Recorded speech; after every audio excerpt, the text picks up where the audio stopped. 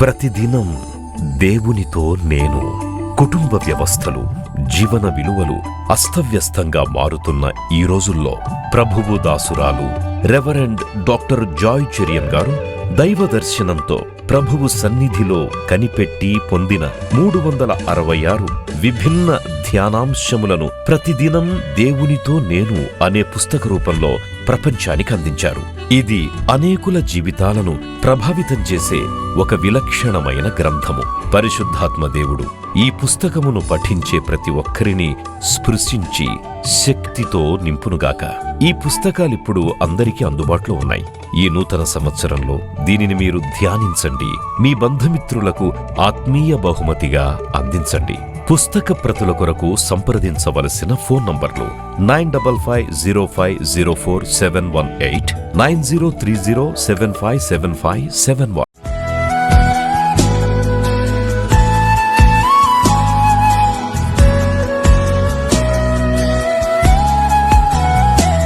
సామెతలు 11:16 నెనరుగల స్త్రీ ఘనతనుందును, బలిష్ఠులు ఐశ్వర్యము చేపట్టదు. బలిష్ఠులు ఏ విధంగా ఐశ్వర్యాన్ని చేపడతారో అలాగే నెనరుగల స్త్రీ ఘనతనొందుతుంది.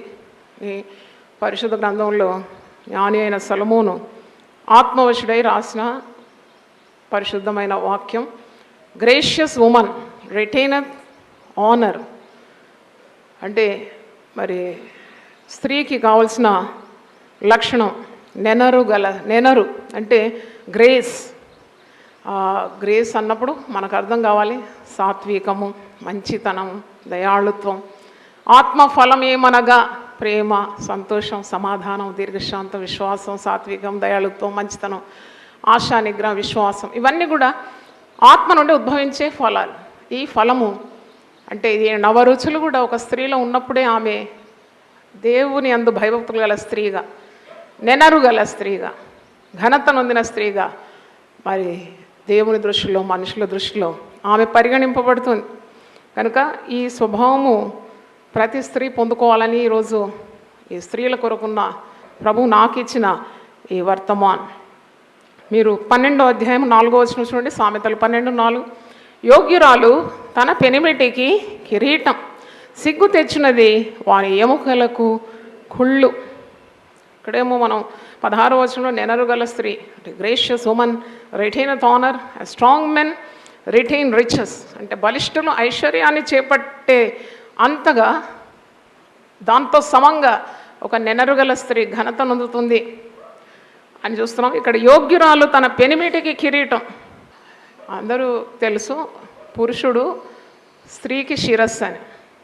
స్త్రీకి పురుషుడు శిరస్సుగా ఉన్నాడు. కానీ ఇక్కడ వాక్యంలో చూస్తే యోగ్యురాలైతే ఆ శిరస్సు మీద ఉన్న కిరీటం అంటే she is like a crown to her husband. ఆయన శిరస్సు అయినా ఆ శిరస్సును అలంకరించి ఒక కిరీటంగా మారిపోతుంది స్త్రీ ఎప్పుడైతే యోగ్యురాలుగా ఉంటుందో. యోగ్యమైన ప్రవర్తన కలిగిన స్త్రీ తన భర్తకు మరి కిరీటంగా ఉంటుంది. సిగ్గు తెచ్చినది ఎలా ఉంటుంది? వాని ఎముకలకు కుళ్ళు. సిగ్గు తెచ్చే స్త్రీలు ఉన్నారు, ఘనత తెచ్చే స్త్రీలు ఉన్నారు, కుటుంబాలు కట్టుకునే స్త్రీలు ఉన్నారు, కొంప కూలగొట్టుకునే స్త్రీలు ఉన్నారు. ఇవన్నీ వాక్యంలోనే ఉంది. సామెతలు 14:1 చూడండి. జ్ఞానవంతురాలు తన ఇల్లు కట్టును. జ్ఞానవంతురాలు గురించి ఉంది, యోగ్యురాల గురించి ఉంది, నెనరు గల స్త్రీ గురించి ఉంది, దేవుని యందు భయభక్తులు గల స్త్రీ గురించి ఉంది, ఘనురాళ్ళైన స్త్రీ గురించి ఉంది, సుఖభోగముల యందు ఆసక్తి కలిగి ఉన్న స్త్రీల గురించి ఉంది, వివేకము లేని స్త్రీల గురించి వాక్యంలో చూస్తున్నాము. అంటే ఇవన్నీ కూడా మరి స్త్రీలను ఉద్దేశించి ఇన్ని వాక్యాలు పరిశుద్ధ గ్రంథంలో నాకైతే నేను పరిశోధించినప్పుడు నేను తెలుసుకున్నాను. ఐ కుడ్ ఫైండ్ అవుట్ అంటే women is such an important creation of God. స్త్రీ అంటే దేవుని సృష్టిలో ఒక విలువైన పాత్రను ఆమె మరి పోషిస్తుందని నాకు అనిపిస్తుంది.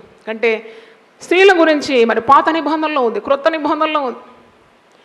తమ జీవితాలు ప్రతిష్ఠించుకున్న స్త్రీలు ఉన్నారు, ప్రభు సేవ కొరకు అర్పించుకున్న స్త్రీలు ఉన్నారు, మరి త్యాగశీలులు ఉన్నారు, త్యాగం చూపిన స్త్రీలు కూడా ఉన్నారు.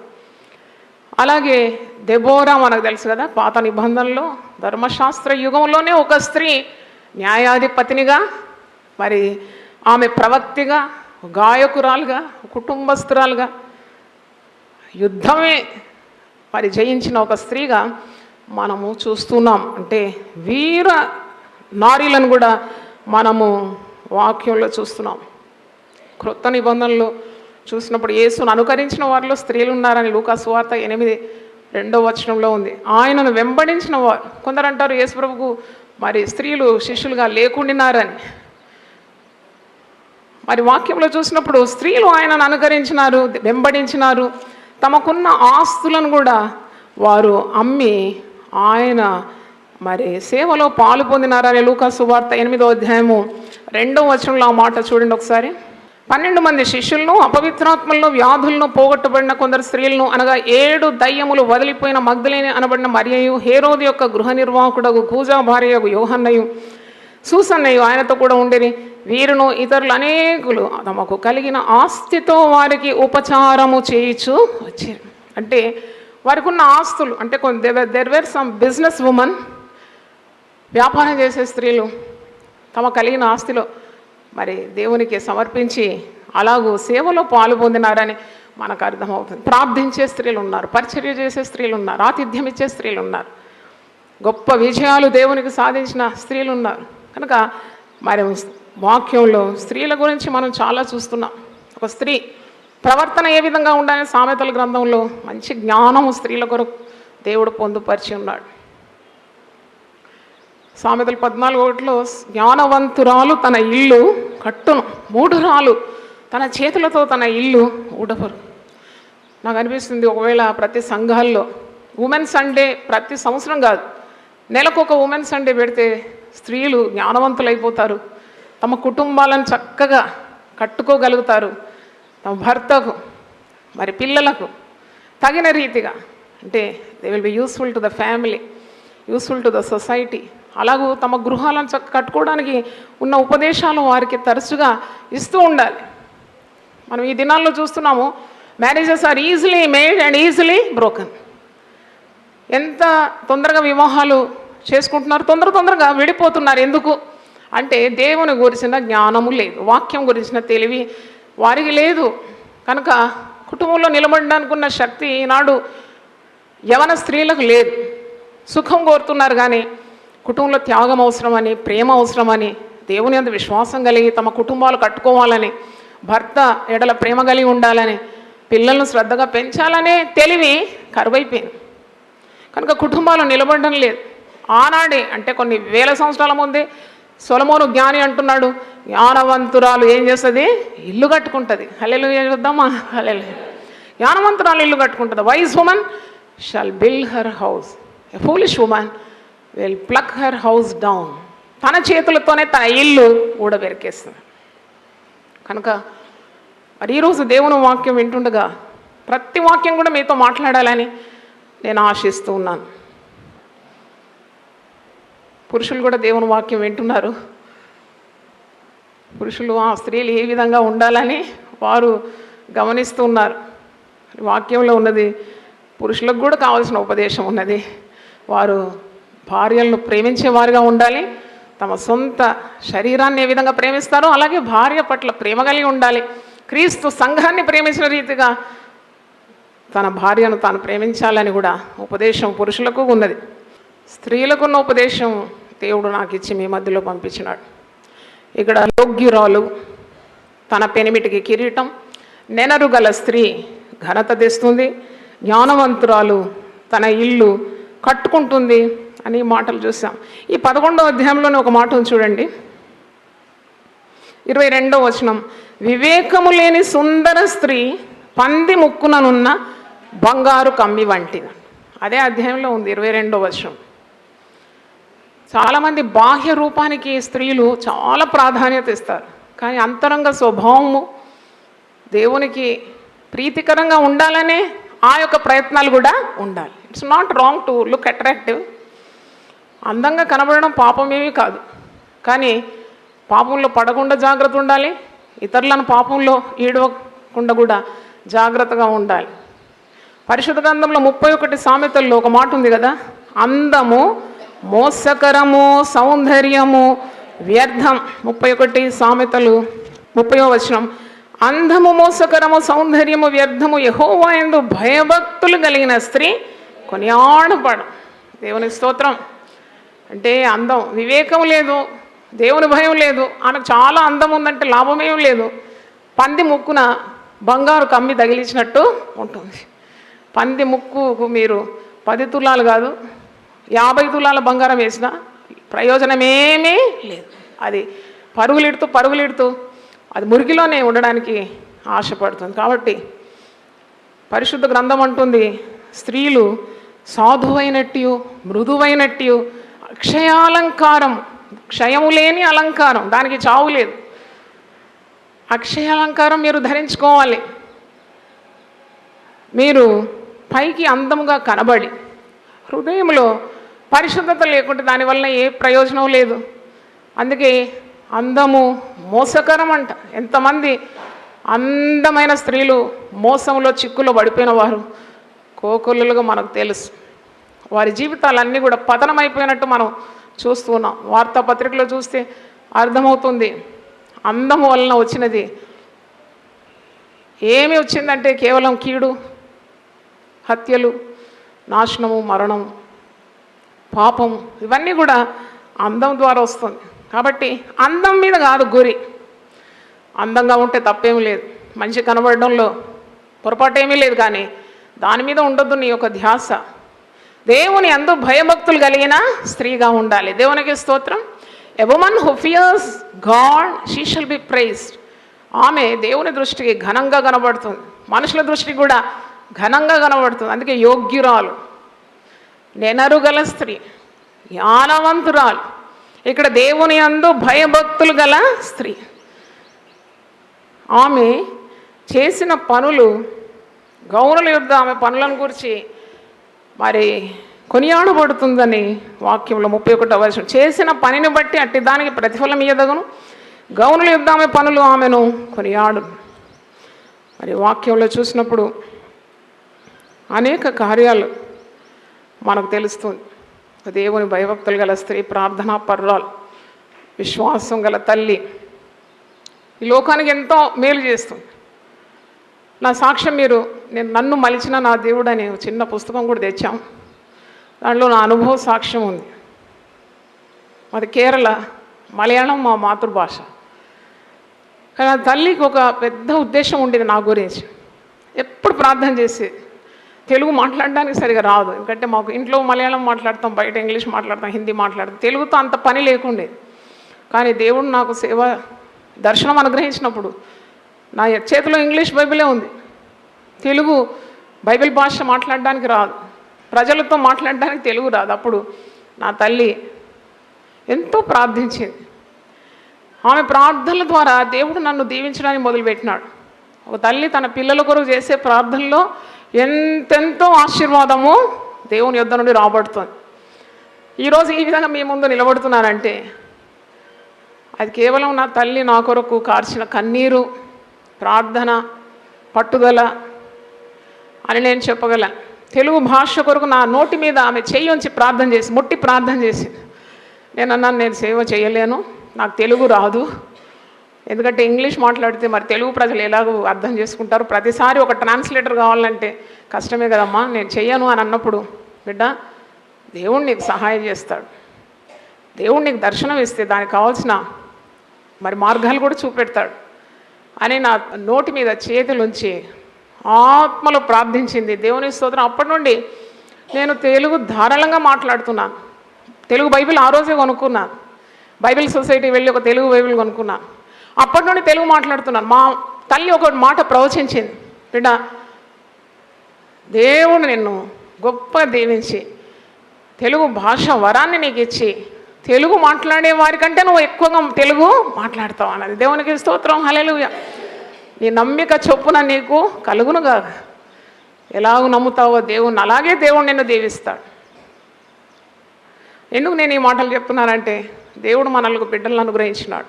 చాలామంది తల్లిదండ్రులు పిల్లల కొరకు ప్రార్థన చేయరు. నేనేం చెప్తున్నానంటే అనుభవం ద్వారా మనము పిల్లల కొరకు చేసే గొప్ప పెట్టుబడి ఏంటి అంటే ప్రార్థన.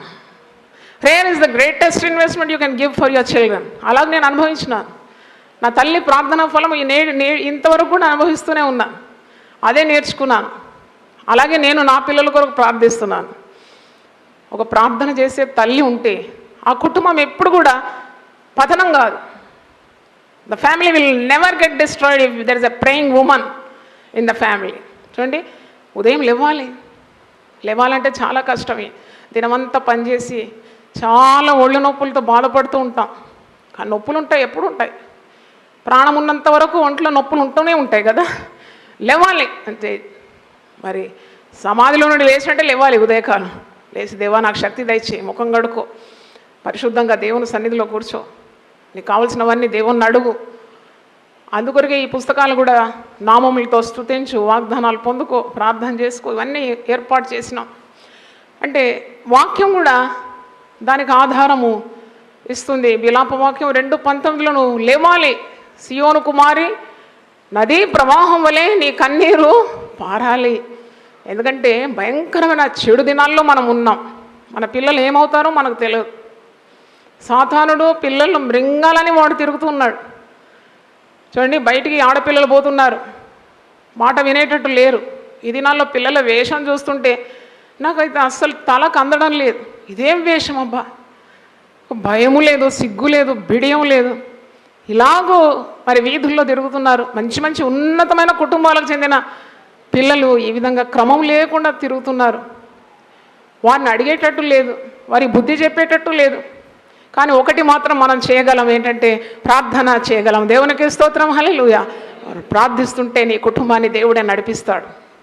As you pray, so that God will lead you in every minute, every walk of your family life. ప్రార్థన దేవుడు తప్పకుండా వింటాడు, ప్రార్థన ఆలకిస్తాడు, ప్రార్థనకు జవాబిస్తాడు. ప్రార్థన చేసే స్త్రీగా ఉండాలి, దేవుని యందు భయభక్తులు గల స్త్రీగా ఉండాలి, జ్ఞానవంతురాలుగా ఉండాలంటే జ్ఞానం లేదు. నా దగ్గరికి ఒక బ్రదర్ వచ్చినాడు కౌన్సిలింగ్ కొరకు. చాలా ఏడుస్తున్నాడు. ఎందుకని ఇంత ఏడుస్తున్నావు అంటే, 2 పళ్ళు ఊడిపోయింది, రక్తం కారుతుంది, షర్ట్ గుండీలన్నీ చినిగిపోయి ఉంది, ఒళ్ళంతా రక్కి ఉన్నదన్నమాట గోరలతో. నేను అన్నాను, ఏమైంది నీకు అంటే, నా భార్య నన్ను అటాక్ చేసింది అన్నాడు. ఏడుస్తున్నాడు, రక్తం కారుతుంది, నోరంతా రక్తము, గుండీలన్నీ చినిగిపోయింది. ఎప్పుడు పురుషులు కొడతారని మనం వింటాం, కానీ భయంకరమైన రాక్షస స్వభావం గల స్త్రీలు కూడా ఉన్నారని నాకు అప్పుడు అర్థమైంది. అయ్యా, నేను తప్పకుండా నీ భార్యతో మాట్లాడతాను. అంతలోగా నేను మాట్లాడేలోగా ఆమె వచ్చేసింది, అరైవ్డ్ అనమాట. నేను అన్నాను, నీకు ఎవరిచ్చిండ్రు ఈ అధికారం? భర్త అంటే శిరస్సు కదా. ఆయన ఒకవేళ నేను ఒక దెబ్బేసిన అది ఒక ఆశీర్వాదంగానే ఉంటుంది, కానీ నువ్వెందుకు కొడుతున్నావు అని అంటే, నేను కొడతామా, నేను కొట్టి చంపేస్తాను అన్నది. కానీ 1 నెల తిరిగేలోగా ఆమెనే ఒక వ్యాధి సోకి చనిపోయింది. నేను ఎందుకు చెప్తున్నానంటే, పరిశుద్ధ గ్రంథంలో ఉన్న ప్రతి నియమం కూడా 100% సత్యమే. దేవునికి స్తోత్రం, హల్లెలూయా. నీ పురుషుని ఘనపరచాలి, గౌరవించాలంటే అది నమ్మాలి, విధేయులు కావాలి. నువ్వెంత నేనెంత అంటే కాపురము నిలబడదు. చాలాసార్లు పురుషుల కంటే చాలా చదువుకున్న స్త్రీలు ఉంటారు, ఎక్కువగా highly educated, more educated than the husband, more earning than the husband. స్త్రీకి ఎక్కువగా సంపాదన కానీ, మరి చదువు కానీ, తెలివితేటలు కానీ ఉండొచ్చు. స్టిల్ పరిశుద్ధ గ్రంథం ఏమంటుంది? నీ భర్తను నువ్వు గౌరవించాలి, ఆయనను ప్రేమించాలి, పరిచర్య చేయాలి. ప్రేమ అన్నిటికంటే శ్రేష్టమైందండి. విశ్వాసము, నిరీక్షణ, ప్రేమ, వీటన్నిటిలో శ్రేష్టమైంది ఏంటి? ప్రేమ. దేవునికి స్తోత్రం, హల్లెలూయా. చాలా కష్టమే, కత్తి మీద సానులాగా ఉంటుంది. అయినా దేవుని వాక్యానికి విధేయత చూపినప్పుడు తప్పకుండా దేవుని కృప మనల్ని ఆవరిస్తుందండి. దేవునికి స్తోత్రం, హల్లెలూయా. తప్పకుండా grace will abound you when you are sticking to the word. కనుక మన సామర్థ్యంతో మనం కార్యాలు చేసుకుందాం, గెలుద్దామని ఎప్పుడు కూడా అనుకోకూడదు. వాక్యంలో ఉంది, గయాళి అయిన భార్యతో నువ్వు కాపురం చేసేదానికంటే మిద్ద మీద ఒక మూలన ఉండుట శ్రేష్టమంట. సామెతలు 21:19 ఈ మాట ఉంది, ప్రాణము విసికించు జగడగొండి దానితో కాపురం చేయట కంటే అరణ్య భూమిలో నివసించుట మేలు. కొందరు స్త్రీలు అస్తమానము పురుషులను వేధిస్తూ ఉంటారు. అంటే వారి హృదయంలో దేవుని మీద నమ్మకం లేదు. మాటి మాటికి విసిగిస్తారు, మాటి మాటికి అతనుకున్న ధైర్యాన్ని చెడగొడతారు, అతనుకున్న సామర్థ్యాన్ని చెడగొడతారు. అలాగూ వారు తమ చేతులతోనే తమ ఇల్లు పెరుక్కుంటున్నారు. వారు భర్తతో గొడవ చేస్తూ ఉంటారు, పిల్లలు అది చూస్తారు. పిల్లలు ఏం నేర్చుకుంటారండి? ఎక్కడి నుండి నేర్చుకోవాలి? పిల్లలు తల్లిదండ్రులను చూసే కదా నేర్చుకోవాల్సింది. పిల్లలు నేర్చుకుంటారు. They lakh security. వాళ్ళు చాలా బాధపడతారు. కాబట్టి అందుకే సొలొమోన్ అంటున్నాడు, జ్ఞానవంతురాలే ఇల్లు కడుతుంది.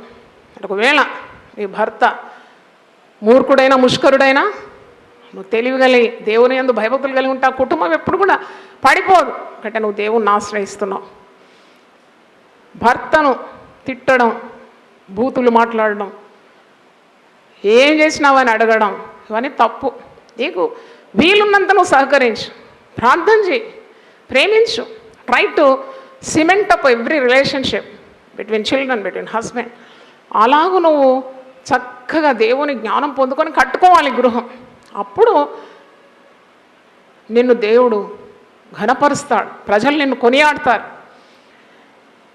జగడగొండితో కాపురం చేయడం చాలా కష్టమని పరిశుద్ధ గ్రంథంలో ఉంది.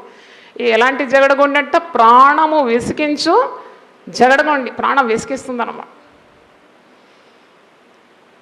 భర్తలు అలసిపోయి ఆఫీస్ నుండి వచ్చినప్పుడు, అంటే నేను అనుభవంతో నేర్చుకున్నాను. నేను కన్యాస్త్రీని గాను, మఠంలో ఉండే స్త్రీని గాను అనుభవంతోనే చెప్తున్నాను. భర్త అలసిపోయి వచ్చినాడు, అప్పుడు వెంటనే ఇంట్లో ఏది లేదు, అది లేదు, ఇది లేదని చెప్పడం కాదు, కానీ రాగానే ఒక గ్లాస్ చల్లనీళ్ళు ఇచ్చి కొద్దిగా విరామం తీసుకున్న తర్వాత నీకేం కావాలో చెప్పాలి. అదే జ్ఞానం. తెలివిలేని స్త్రీలు తలుపు తెరవగానంటారు, నువ్వు ఎక్కడ పోయి వచ్చినావు, ఎందుకు ఇంత లేట్ అయింది. ఇలాగా భర్తను వారు ఆహ్వానించేది ఇంటిలోకి. సరే, అక్కడ ఆరంభం అవుతుంది. నేను ఒకసారి ఒక వార్త చదివినాను. ఆయన అలసిపోయి వచ్చినాడంట. ఆలస్యానికి 65 కారణాలు ఉంటాయంట కదా. పాపం బస్సు దొరకలేదేమో, ఎక్కడ నిలిచి అలసిపోయినాడు. బస్సు ఆఖరి దొరికినప్పుడు వచ్చినాడు, కొద్దిగా అరగంట లేట్ అయింది. ఈమెకు ఓర్పు లేదు, సహనం లేదు. ఈమె ఇంట్లో కూర్చుంటుందిగా 3 పూటలు టైట్గా తిని చక్కగా విశ్రాంతి తీసుకొని మంచి ఫుల్ ఎనర్జీతో ఉందన్నమాట. ఇక భర్త రావడమే ఆలస్యం. తలుపు తెరవగానే నువ్వు ఎక్కడికి వెళ్ళినావు అంటే, ఎక్కడికి వెళ్ళినాడు? ఆఫీస్ నుండి వచ్చినాడు, బస్సులు దొరకలేదు. ఆయనకు ఇంకా కోపం తట్టుకోలేకుండా ఒక్కటేసేసినాడంట. అది కణత మీద తగిలింది. ఇది జరిగిన సంగమం. పడిపోయింది, ప్రాణం పోయింది. ఆమె ప్రాణం పోవాలని కొట్టలేదు ఆయన, కానీ ఈమె ప్రాణం పోవడానికి ఎవరు కారకురు? ఆమెనే కదా, ఆమెనే కారకురాలు. ఆమె చనిపోయింది. అప్పుడు వెంటనే పోలీసు వాళ్ళు తను కటకట పాలు చేసినారు. 3 పిల్లలు అనాథులైనారు. నేను ఎందుకు చెప్తున్నానంటే, క్షణికావేశం అన్నమాట. నీకు సహనం కావాలి, జ్ఞానం కావాలి, ధైర్యం కావాలి, శక్తి కావాలి, ప్రేమ కావాలంటే ఎక్కడ దొరుకుతుంది? God is the source of all resources. దేవునికి స్తోత్రం, హల్లెలూయా. మన ఊటలన్నీ కూడా దేవునిలోనే ఉన్నాయి. ప్రార్థన చేయాలి. ఉదయం లేచినప్పుడు దేవుణ్ణి అడగాలి, దేవా నా జ్ఞానం దయచేయి. యాకోబు 1:5 ఉంది, మీలో ఎవరికైనా జ్ఞానము కొదువుగా ఉంటే వాడు ఎవరిని అడగాలి? దేవుణ్ణి అడగాలి. ఆయన ఎవరిని గద్దింపడట, అందరికీ ధారాళంగా ఇస్తాడు, అందరికీ సమంగా ఇస్తాడు, ధారాళంగా ఇస్తాడు. జ్ఞానం అడగాలి, దేవుడు జ్ఞానం ఇస్తాడు. So it requires so much of wisdom to run A house. ఒక రాజ్యమన్నా ఏలొచ్చంట, కానీ ఒక కుటుంబాన్ని ఏలడం చాలా కష్టం అని అంటారు పెద్దలు. కనుక కుటుంబంలో స్త్రీ ఎంతగా మరి దేవుని కలిగి ఉండాలి. దైవ భయం, ప్రార్థనా జీవితం, విశ్వాసం, ఆత్మఫలం, ఆ నవరుచులు ఉండాలి. పరిశుద్ధాత్మను అడగాలి. అంటే మనకు అసాధ్యమైన కార్యాలన్నీ కూడా దేవునికి సాధ్యమనే విశ్వాసం ఉండాలి. You should always have the faith that God all things are possible. కనుక నువ్వు ప్రార్థన చేసేటప్పుడు నీకు లేనివి అడగాలి, పొందుకోవాలి. 9వ వచనం చూడండి, 21 సామెతలు 21:9. గయ్యాళితో పెద్ద ఇంట ఉండుట కంటే మిద్ద మీద ఒక మూలను నివసించుట గయ్యాళి జగడగొండి ప్రాణం విసికించేది అని ఈ మాటలన్నీ ఇక్కడ వాక్యంలోనే చూస్తున్నాం. కాబట్టి మనం ప్రభువును వేడుకోవాలి. ప్రభువా, నాకు ఒక నెనరుగల స్త్రీగా, ఒక యోగ్యురాలుగా, జ్ఞానవంతురాలుగా నన్ను చేయమని ప్రార్థన చేయాలి. మరి వివాహితురాలైన స్త్రీకి దేవుడు 2 విధాలుగా బాధ్యతలు ఇచ్చినాడు కదా, ఒక భార్యగా, ఒక తల్లిగా. She's a wife and she's a mother. ఆ డెసిగ్నేషన్ అదెంత విలువైంది. ఒక భార్యగా ఉండడం, ఒక ఇల్లాలు అంటారు, తల్లి అంటారు. ఆ తల్లి అనే పదానికి ఎంత అందం, అంత విలువ. ఇంటికి దీపం ఇల్లాలు అంటారు. పిల్లలు స్కూల్ నుండి రాగానే ఎవరిని వెతుకుతారండి? అమ్మ ఏది అని అడుగుతారు. అమ్మ కావాలి. కనుక విలువైన పాత్ర, ఒక భార్యగా కూడా, తల్లిగా తన మరి ఆ పాత్రను చక్కగా నిర్వహించాలంటే నీకు దేవుని జ్ఞానము కావాలి, దేవుణ్ణి అడగాలి. ప్రతిదినం దేవునితో నేను. కుటుంబ వ్యవస్థలు, జీవన విలువలు అస్తవ్యస్తంగా మారుతున్న ఈ రోజుల్లో ప్రభువు దాసురాలు రెవరెండ్ డాక్టర్ జాయ్ చెరియన్ గారు దైవ దర్శనంతో ప్రభువు సన్నిధిలో కనిపెట్టి పొందిన 366 విభిన్న ధ్యానాంశములను ప్రతిదినం దేవునితో నేను అనే పుస్తక రూపంలో ప్రపంచానికి అందించారు.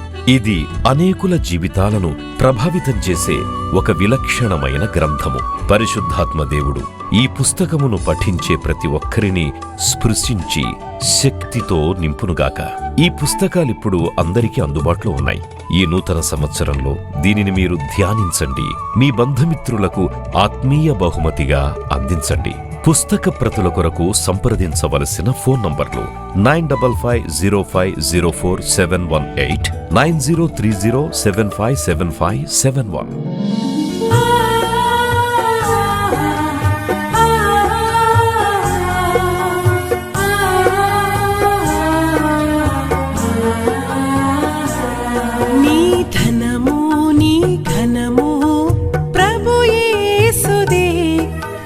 దశమా భాగమునీయ వెనుదీతువా. నీ ధనము నీ ఘనము ప్రభు యేసుదే, నీ దశమా భాగమునీయ వెనుదీతువా. ధరలోన ధనధాన్యములనీయగా కరుణించి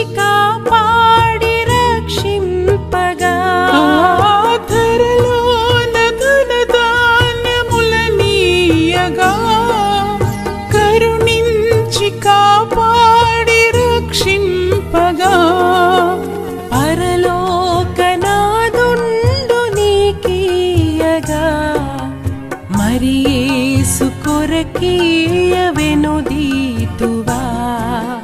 పరలోకనాథుండు నీకీయగా మరి యేసు కొరకీయ వెనుదీతువా.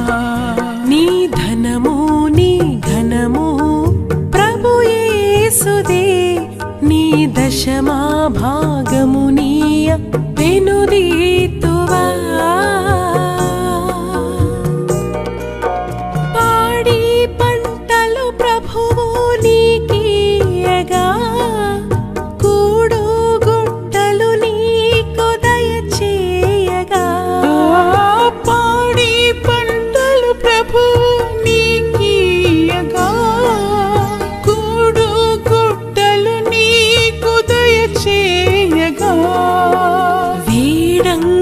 ప్రభు యేసు